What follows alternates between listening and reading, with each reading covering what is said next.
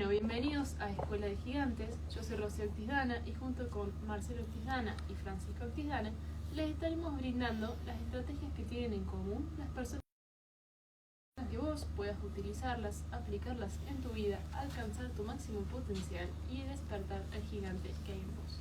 Hoy les presentamos cultivar la felicidad. Sí, ¿cómo cultivar? ¿Cómo cultivar la felicidad? Claro, una cosa es el qué y otra es el cómo, ¿no? Estamos hablando de cómo cultivar la felicidad. Es un tema complejo. Creo que Fran nos va a iluminar bastante con su definición de qué es la felicidad.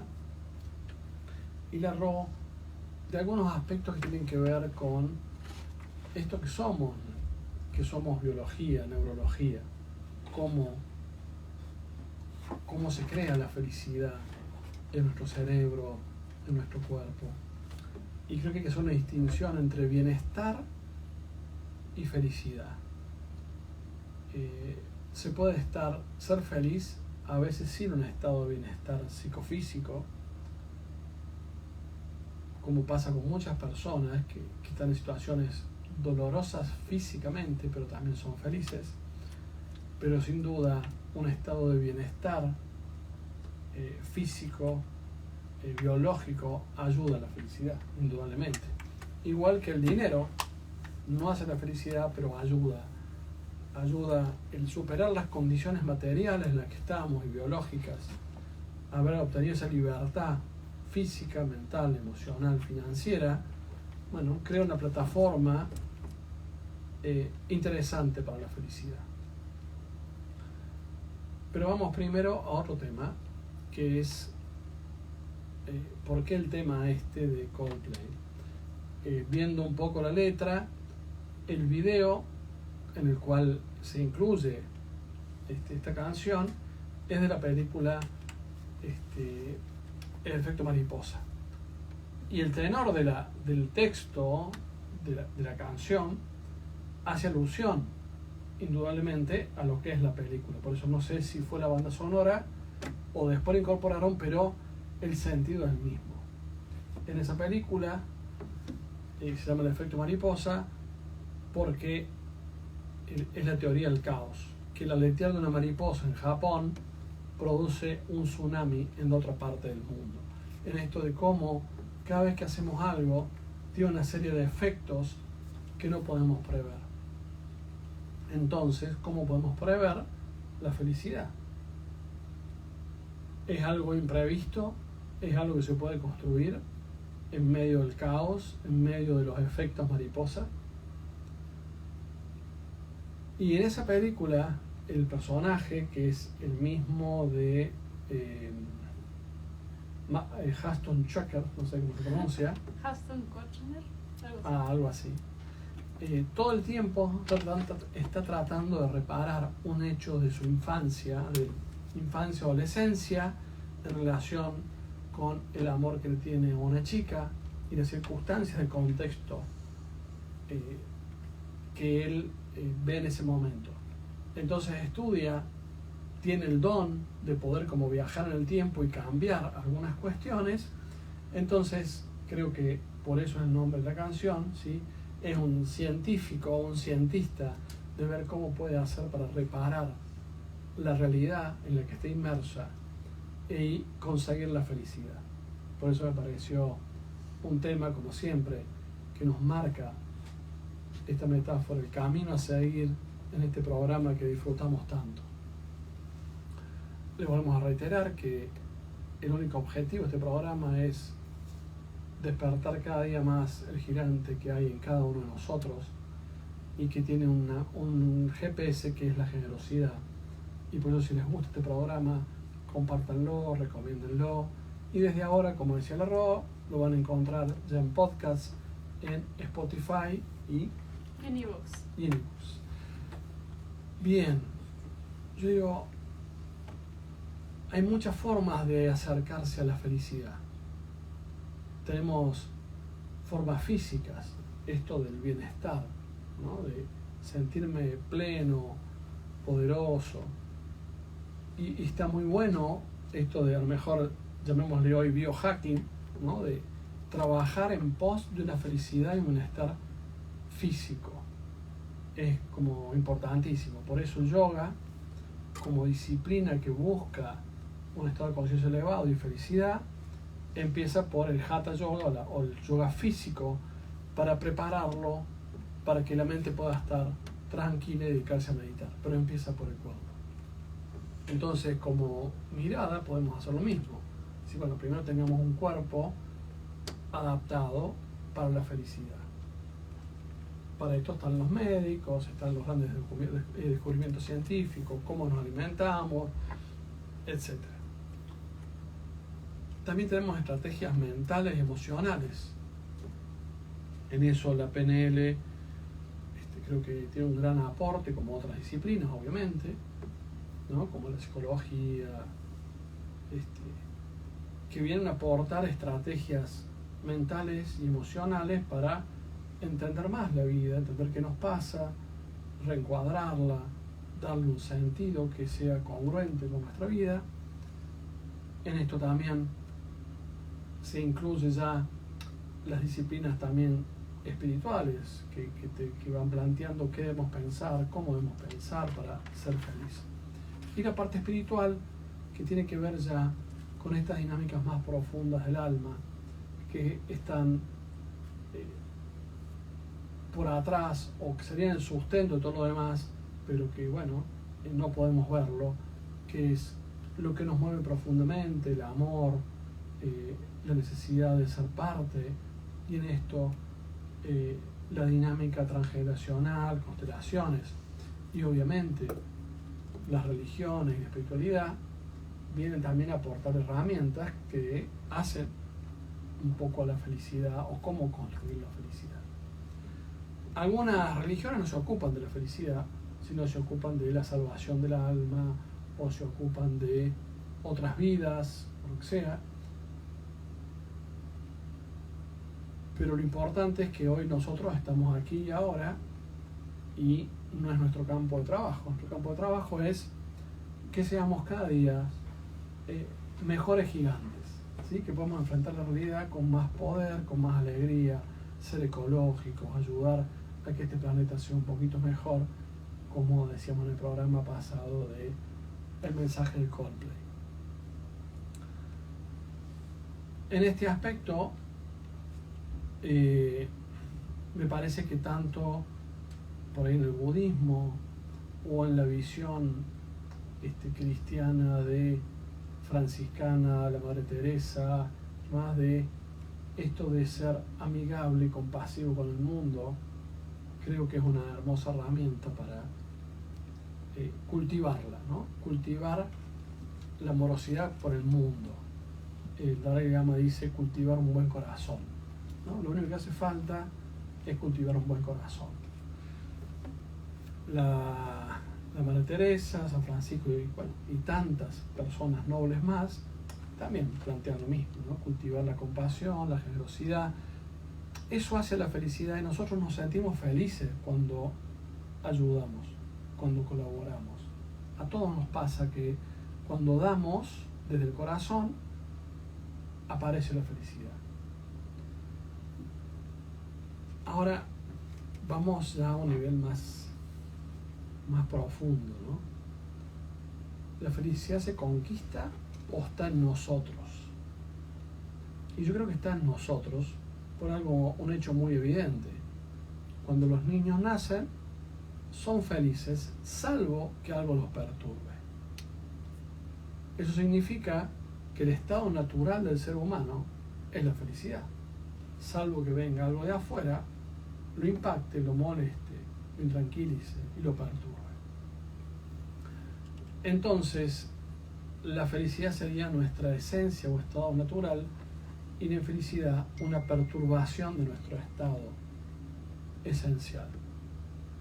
Y acá aparece una cuestión: ¿por qué se empiezan a producir la infelicidad? Bueno, por cuestiones espirituales que tienen que ver con cómo amamos, qué sentido le damos a la vida, y creo en los dilemas éticos, en el sentido de a qué le damos prioridad en la vida, cuáles son nuestros valores o principios, unos por arriba de otros, ¿no? Siempre los valores, los principios son jerárquicos, no pueden estar en el mismo lugar.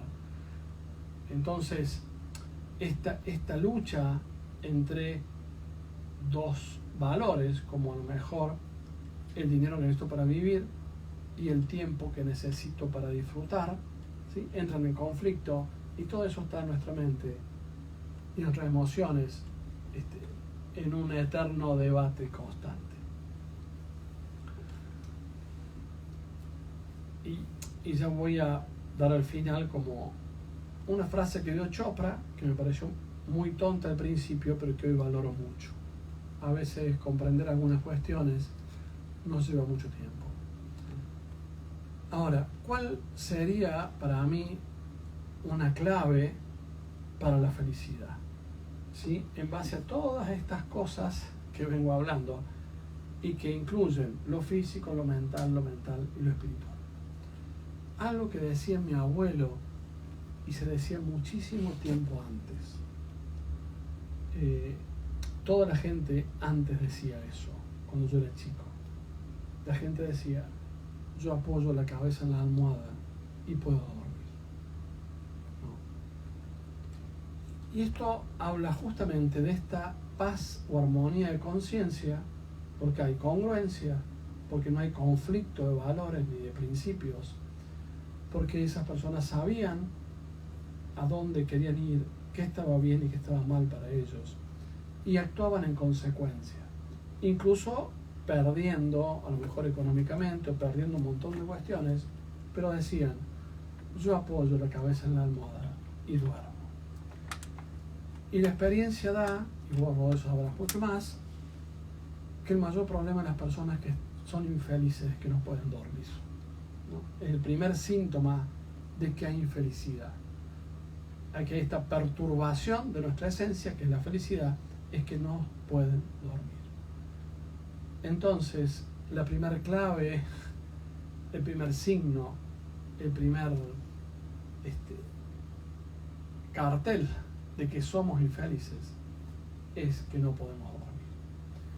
Y ahí hay que hacer, entonces, si no podés dormir, tenés que hacer un replanteo de tu vida, de todo este debate interno de incongruencias entre lo que te gustaría hacer y no te permitís, entre estos conflictos de valores, entre las culpas o entre los deseos desmedidos o ambiciones medidas, o no sé, cada uno sabrá, pero ¿querés encontrar la punta del ovillo hacia la felicidad? Bueno, tenés que encontrar una forma de poder apoyar la cabeza en la almohada y dormir. Buenísimo, Marce.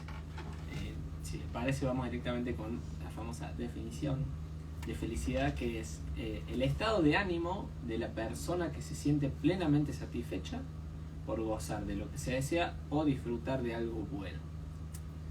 Esa es una definición que, bueno, es media, se puede interpretar de varias formas. Bueno, lo primero es que nos habla de que gozamos de algo, nos habla de que la felicidad está en base a un objeto, ya sea material o inmaterial. Y bueno, ahí entra, me parece, el primer dilema o lo complejo de esta definición, porque se plantea mucho esto de la búsqueda de la felicidad. Y bueno, lo más común es, bueno, la felicidad está en viajar, en tener el último auto o en otra persona. Como que esa búsqueda siempre es externa, ese algo de lo cual nosotros gozamos, como dice la definición, para ser felices, es algo externo. Lo que plantean los expertos es que en realidad, como decía Marce, la felicidad es algo interno a nosotros. Entonces, en realidad esa búsqueda de la felicidad no está en algo externo, sino justamente dentro de nosotros. También, lo que se habla mucho de la felicidad es que es subjetiva. O sea, todo lo que capaz nosotros hablamos acá puede aplicar a muchas personas, tanto como no. Pero bueno, lo importante es esto de buscar dentro de cada uno y entender hacer la introspección y entenderse uno mismo. No es que hay una fórmula que nosotros vamos a decir, bueno, haces esto y sos felices. Igualmente, hay parámetros o modelos de personas que se estudiaron, que hay personas que se consideran más felices que otras, y esas personas se estudiaron y se encontraron ciertos patrones que se repiten. Como por ejemplo, uno que hablamos siempre, la gratitud. La gratitud, bueno, la Ro siempre nos habla de estos dos caminos que tiene el cerebro, y que si estamos en una en gratitud, estamos como en la parte positiva del cerebro, por llamarlo de alguna forma. Claro, nosotros tenemos la región de la amígdala, que sería la región del miedo, por decirlo, que es la que estimula el cortisol y la adrenalina y estas sensaciones de malestar y de estrés. Tenemos la región más relacionada con el hipocampo, que son emociones diversas, pero que aumenta de tamaño en relación con la gratitud. Entonces, esta parte quizás que es más luminosa, más alegre, bloquea, o sea, el hipocampo y la amígdala no pueden crecer al mismo tiempo. Cuanto más crece la amígdala, más se achica el hipocampo, y cuanto más crece el hipocampo, más se achica la amígdala. Entonces, permanecer en estados de gratitud hace que también nos sintamos más agradecidos, que podamos enfocarnos en las cosas que tenemos y que cada vez podamos sentir que tenemos más. Entonces, en parte, también la gratitud es la puerta de la abundancia, porque nos permite ver cosas que quizás siempre estuvieron, pero que antes no las veíamos. Tal cual. Después, otro patrón común en las personas que, según la ciencia, son más felices, es el tema de vivir en el presente. Si nosotros, hay una estadística que dice que las personas que tienen ansiedad o están permanentemente pensando en las posibles situaciones que pueden llegar a pasar en el futuro, pierden el 49% de su tiempo en eso. O sea, es como cada 2 segundos uno ya estuviste haciendo nada en tu mente. Uh-huh. Después, el otro es rodearse de gente positiva, lo que hablamos siempre, el contexto. Es muy difícil que uno pueda tener pensamientos positivos si está rodeado de gente negativa. Después, bueno, el respeto y el amor por uno mismo. Esto lo voy a mencionar más rápido, así, porque son los patrones directamente de la gente. Después vamos a ver algunas técnicas. Aceptar el fracaso y celebrar los logros. Aceptar el fracaso es algo de lo que siempre se habla, pero no se habla mucho de celebrar los logros, dar lugar a reconocer el esfuerzo que hicimos y celebrarlo. Meditar, bueno, a nivel fisiológico ya se sabe la cantidad de beneficios que tiene. La actividad física, como decía Marce, y la importancia de las relaciones interpersonales. Esos serían los 8 patrones que se encontraron al estudiar las personas que, según la ciencia, son más felices. Bien, algo que creo que hay que destacar en tu definición, Fran, no sé si la tenés acá. Sí.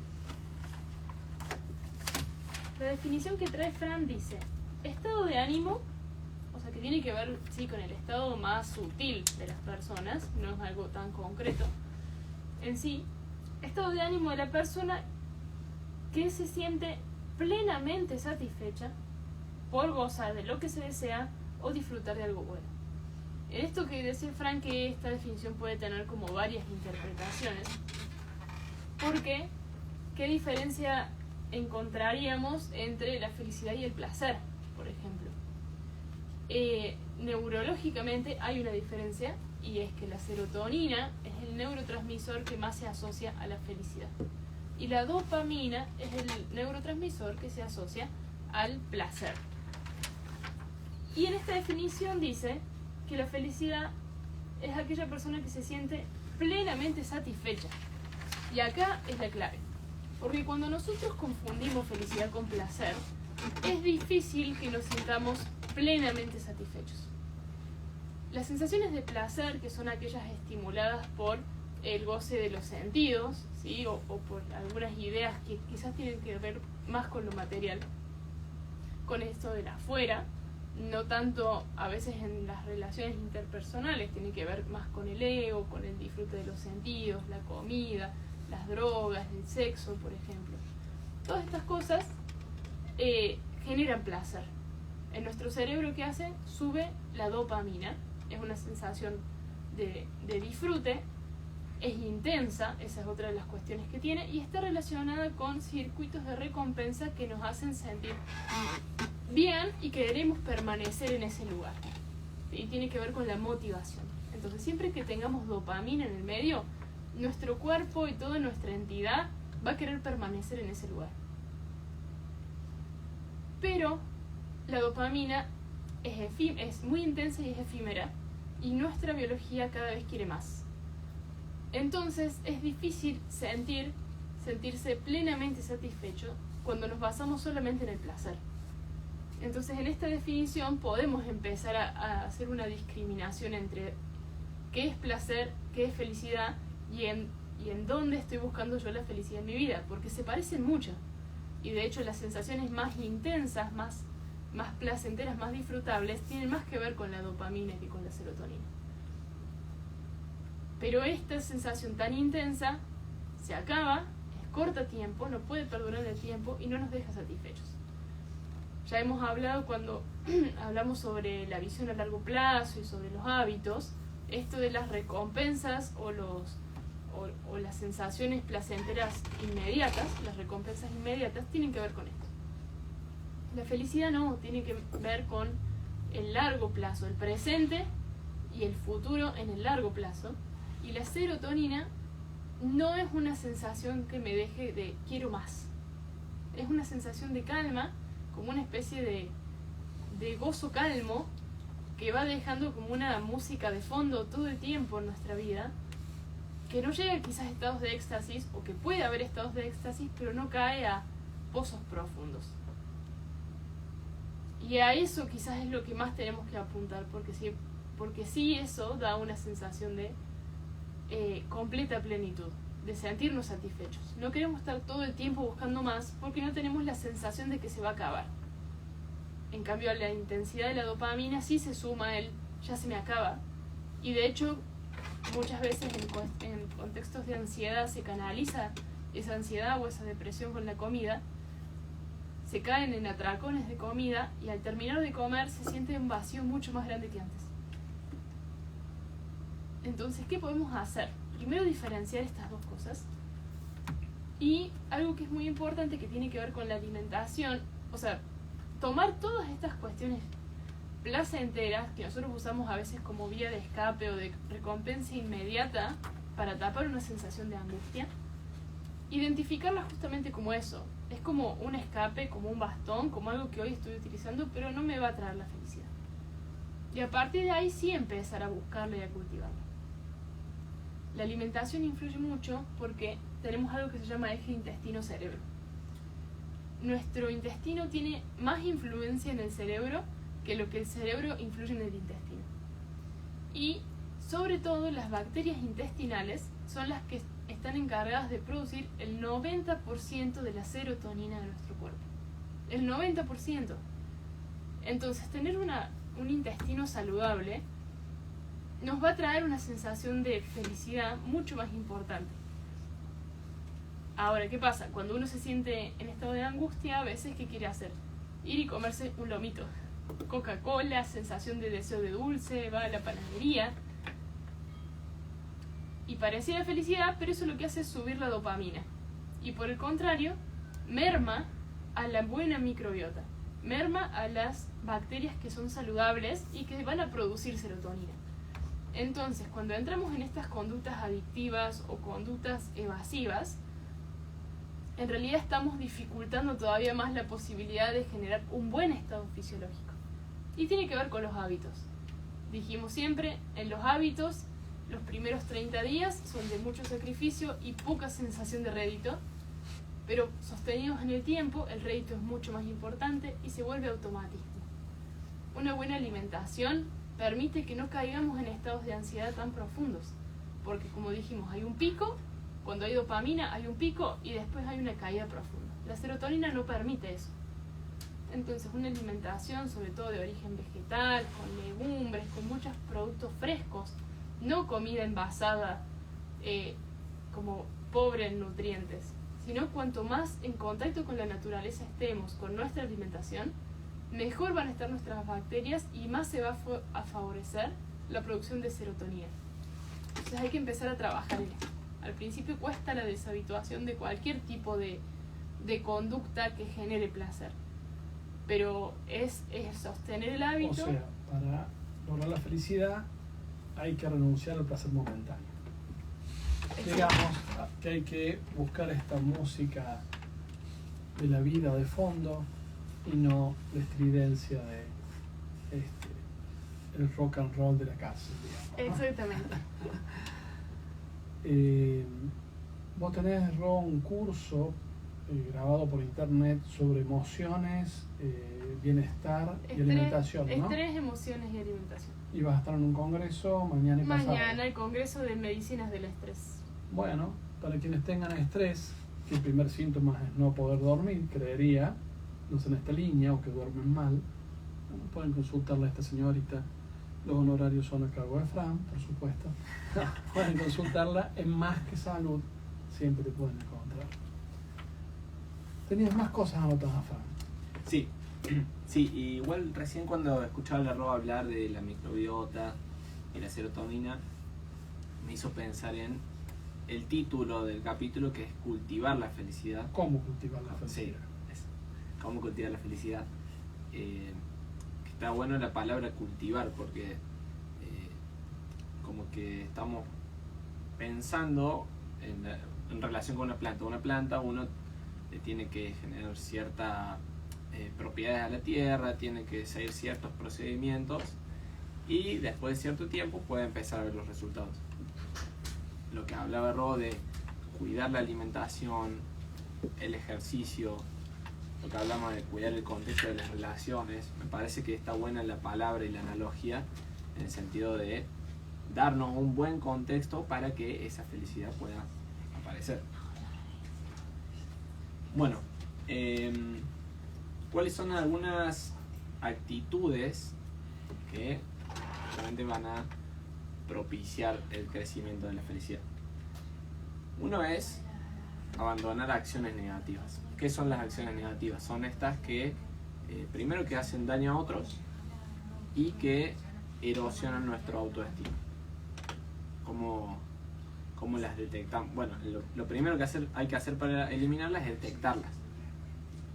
¿Cómo hacemos para detectarlas? Bueno, lo primero es estar consciente en el momento, que eso ya nos lleva a cumplir uno de los factores que tienen en común las personas felices, vivir en el momento. Y si uno está constantemente en la búsqueda de estas acciones negativas, ya ahí empezamos a encontrarlas para poder eliminarlas. Una técnica es a la noche hacer un repaso del día y decir, bueno, hoy al mediodía, por ejemplo, me enojé, le dije esto a cierta persona, ¿cómo puedo hacer un plan de cambio para este tipo de actitudes que estoy teniendo? Y así empezamos el camino del desarrollo en este aspecto, ¿no? En eso me parece importante porque suele haber una resistencia a ver nuestras actitudes negativas o nuestros errores o nuestros llamados fracasos, porque justamente empezamos a ver las cosas que hicimos mal y lo que tendemos a hacer es darnos un latigazo. Entonces está bueno hacer esta lista, tomar esta actitud, pero pensando en las soluciones y no en el darnos con un caño de por qué hicimos así. Claro, porque ahí estaríamos sumando otra acción negativa. Y también las críticas, porque cuando nosotros criticamos a alguien, al mismo tiempo estamos poniendo a nosotros mismos una vara con la cual compararnos y bueno, las críticas terminan erosionando nuestra autoestima de alguna forma. Después tenemos el de, bueno, cuidar las relaciones. Empezar a, prestar atención qué relaciones estamos cuidando, cuáles no. Y lo que decimos siempre en este programa es ser generosos. Una de las mejores formas de cuidar las relaciones. Gratitud, practicarla en el día a día. con todo lo que se nos ocurre. Mientras más gratitud podamos tener a lo largo del día, mejor. Después, el optimismo. Empezar a buscar, desarrollar o convertirnos en esas personas que siempre encuentran el lado positivo a algo. Cualquier situación que pase, buscar, hacer el esfuerzo de encontrar el lado positivo. Hablamos mucho de esto, de estas técnicas de imaginar el peor escenario y después cuando te das cuenta que no estás en ese peor escenario, aparece la gratitud. Y bueno, el propósito, que también tenemos un programa completamente dedicado a eso, que bueno, se puede resumir en la introspección y buscar en uno mismo para encontrar ese propósito, que es una de las mayores fuentes de energía y motivación del día a día. Bien, qué interesante dedicarle estas horas, estos minutos a los temas que hacen a la esencia de la vida. En función de este programa, pensándolo ayer, publiqué un flyer que dice así: en la incertidumbre buscamos un mapa para vivir, y el mejor mapa es cultivar la quietud del corazón. ¿Por qué digo que buscamos un mapa en la incertidumbre? Porque en realidad cuando estamos conectados al bienestar no buscamos ningún mapa, estamos ahí. Volvemos a este concepto: la felicidad es nuestra esencia. Cuando aparece la incertidumbre, algo que impacta, algo que perturba, aparece la sensación de infelicidad y salimos en búsqueda de una solución.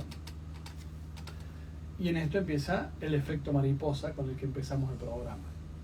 Y después el efecto del cientista que quiere ver cómo repara el efecto mariposa de querer encontrar la felicidad. Entonces, ¿cuál es el mejor mapa para encontrar la felicidad? Volver a el estado no perturbado, ¿no? El estado no impactado, que es lo que somos nosotros. Y eso es la quietud, volver a lo que somos. Entonces no es un proceso hacia afuera la búsqueda de la felicidad, sino que es un proceso hacia adentro de aquietar, de calmarnos y entrar en armonía con uno mismo. A veces eso es difícil, especialmente por algo que es el autocastigo, el no perdonarnos lo que hicimos, no perdonar a otros. En mi experiencia ya de más de 20 años en el desarrollo humano y más de 35 en el ejercicio del derecho, es que los humanos en el fondo no pueden ser juzgados, ¿no? Cada uno justamente de la felicidad perturbada sale en busca de la felicidad y de los mapas que ofrece esta cultura de cómo se consigue la felicidad. Con este auto, con esta casa, con este estatus, con este nombre, con este ego, bla, bla, bla, y empieza el efecto mariposa de la locura. Y después volver parece imposible y perdiste el mapa. Pero en realidad no hay ningún mapa, es simplemente volver a entrar en contacto con vos. No es una verdadera, si queremos llamarlo, meditación sanadora. No es imaginar cosas, no es nada raro, es simplemente aquietar el corazón, o sea, volver a un estado de paz. Y por eso decía de que el plantearse como meta, de última, la mejor herramienta sería preguntarte a la noche: ¿cómo puedo apoyar mi cabeza en la almohada y dormir? ¿Sí? ¿Qué tengo que hacer para lograr eso? Esa es la mejor prueba, tangible, concreta, y es muy simple empezar a desarmar. Bueno, ¿cómo apoyo la cabeza en la almohada? Y estoy tan en armonía con mi vida que puedo cerrar los ojos y dormir. Y acá vienen dos temas, uno el de Chopra y otro que me parece aún más profundo que el de Chopra, porque el de Chopra es sobre la acción, y otro es sobre esto mismo, pero entendiendo qué es la humildad. Pero no sé si quieren que vamos al resumen primero, recordándoles que Si les gusta el programa, si les es útil, escríbanos, recomiéndenlo, denle like, compártanlo y lo pueden encontrar a Rocío en Más que Salud, a Gabriel, otra parte del coequiper con el que estamos en Más que Bien, en su Instagram Gabriel Tisdana, y los domingos estamos en Labura y el Arte, programa de nuestro querido amigo Bruno, y la Ro también está en Pato a la Mañana en Canal C con su columna de salud. Bueno, vamos con el resumen entonces. Lo primero que hablamos es que la felicidad es el estado natural. Decía Marce que uno ve a los niños y los niños son felices hasta que empiezan a aparecer cosas que nos perturban. Y hablaba de esta frase de sobre dormir y dormir tranquilo, que uno de los pilares de la felicidad es la paz de la conciencia. Después nos hablaba de la diferencia entre felicidad y placer. Placer. Que hay una hormona que representa cada una de estas dos, que una es la dopamina, relacionada con el placer, y la serotonina, relacionada con la felicidad. Que tiene el placer y la corta duración en el tiempo que tiene en comparación con la serotonina. Con la serotonina no llega a esta sensación de los intestinos y el cerebro, por eso es importante cuidar qué es lo que comemos para justamente empezar a cultivar la felicidad, para generar un ambiente propicio para que aparezca esta hormona de la felicidad y también el ejercicio físico, ¿no? Sí, el ejercicio es fuente de dopamina. Entonces está buenísimo porque es una fuente placentera, quizás no en un primer momento, capaz nos va a costar, como todos los hábitos, pero a la larga es una fuente fisiológica y sumamente saludable y de motivación del placer. Entonces está bueno tenerlo en cuenta para reemplazar estas otras conductas placenteras pero que son destructivas y que son adictivas y que a la vez generan más ansiedad. Por contraposición, el ejercicio que genera tanto dopamina como serotonina. O sea, sería reemplazar los chocolates por una flexión de brazos. Tentador, ¿no? Vamos a ver qué dice la gente. ¿Y cuáles son algunas actividades que justamente van a empezar a mejorar un mejor contexto para la felicidad? Uno es abandonar las acciones negativas, hacernos conscientes de cuáles son las acciones que tenemos en el día a día que pueden dañar a otros y erosionar nuestra autoestima. Podemos hacer un listado al final del día y repensar qué es lo que hicimos para ahí hacer un plan de cambio. Después podemos pasar a cuidar las relaciones, ver qué relaciones estamos cuidando y al mismo tiempo ser más amables. Empezar a desarrollar la gratitud en cada momento, el mayor tiempo posible. Después del optimismo, buscar convertirnos en estas personas que todo el tiempo encuentran un lado positivo para encontrarle a todo lo que pasa. Y estar en la búsqueda del propósito, tener la introspección para encontrar esto que nos mueve y nos motiva. Y por último, Marce cerró con que esta búsqueda de la felicidad no es un proceso hacia afuera, sino que es simplemente eliminar las cosas que nos perturban para volver a este estado natural del ser humano. Bien, sería la felicidad como un lago que ha sido perturbado con una piedra, con gente que se metió. ¿Cuál es la forma de que pueda volver a la felicidad? Aquí está el lago, ¿no? Y Chopra, me acuerdo cuando fui a ver su conferencia o un seminario, fue Las 7 leyes espirituales del éxito. En un momento dice, si tienen que tomar una decisión, decidan eso que los va a hacer felices. Y es una tautología, digamos, ¿no? Una reafirmación, en cierto modo, que no dice nada. Me fui bastante enojado porque este hombre en realidad no te dice nada, porque si yo supiera que me va a hacer feliz, qué decisiones tomo que me hagan feliz, tengo el diario del lunes, soy fantástico. Pero yendo un poquito más profundo o acotando el concepto, creo que en realidad quiso decir esto que decían nuestros abuelos, ¿no? Si tengo que tomar una decisión, ¿cuál me va a permitir dormir en paz? ¿Cuál me va a permitir llegar a mi hogar y reposar, ¿sí? Poder respirar, sentir, reír tranquilamente? Y esto es una toma de decisiones, pero creo que hay un paso aún más profundo, ¿sí?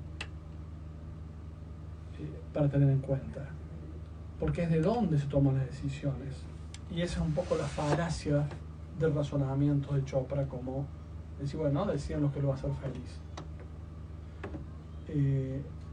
Yo me puedo sentir feliz llevando el auto a 180 km/h y hacer desastres con eso, o creer que eso me va a dar felicidad, o subirme, tirarme en parapente, qué sé yo. No, me parece que existe un análisis más profundo, que sería este.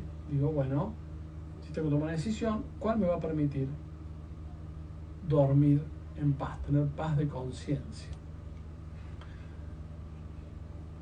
Pero siendo más profundo, pues eso es un análisis como mental, digo, más profundo es cómo obtengo la felicidad con humildad, en el sentido de la humildad como esta forma de aceptación de lo que va sucediendo como parte de el devenir humano, el devenir de nuestras vidas, y que hay tantas cosas, el 99% de nuestra vida no está en nuestras manos. Tenemos la posibilidad de hacer algo, ¿sí? De ir construyendo amorosamente algo, pero tener esa humildad de aceptar lo que va sucediendo y sobre eso construir, y no al revés, rechazar la realidad porque no coincide con lo que yo quiero, en vez de, y ahí vivo en lucha constante. Ayer una clienta que trabaja por una multinacional y me vino a consultar por un tema de envergadura, y me decía, no sé si pelear esta guerra, ¿no? Y yo le digo, ¿qué guerra vale la pena ser peleada? Creo que ninguna guerra en el campo, por lo menos humano, de tu propia vida merece ser peleada. Se trata de aceptar, y si lo que sucede te sirve o no, o si tenés que irte, o qué podés construir ecológicamente sobre lo que sucede. Pero yendo al concepto de humildad, el mejor concepto de humildad que encontré, que rompe la idea falsa de la humildad desde el ego, ¿sí? Porque hay gente que dice que es humilde, que es modesta, o lo que sea, pero implica un esfuerzo del ego, implica una actitud mental, implica un lenguaje.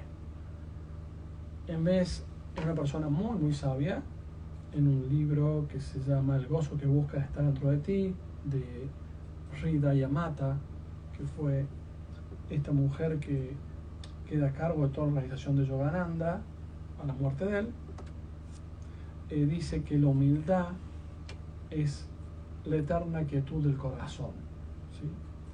Esto de que nada va a perturbar tu ser interno, porque no querés violentar nada, porque no querés forzar nada, porque vivís en un constante estado amoroso hacia el mundo, ¿no?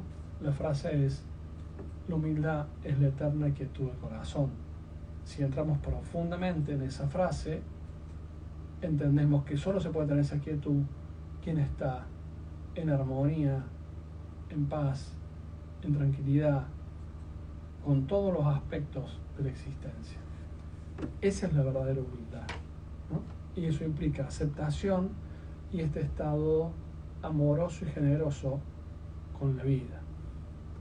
Así que los invitamos a que en el medio de la incertidumbre, el mapa que busquen hacia la felicidad es buscar la forma de quitar el corazón, encontrar, desarmar, ¿sí?, la madeja, buscando el poder dormir, y muy pronto ya los dejamos un minutito, los vamos a dejar con nuestros queridos amigos Gastón y Dayana en Córdoba con Salud, Pero bueno, nos vemos el jueves que viene.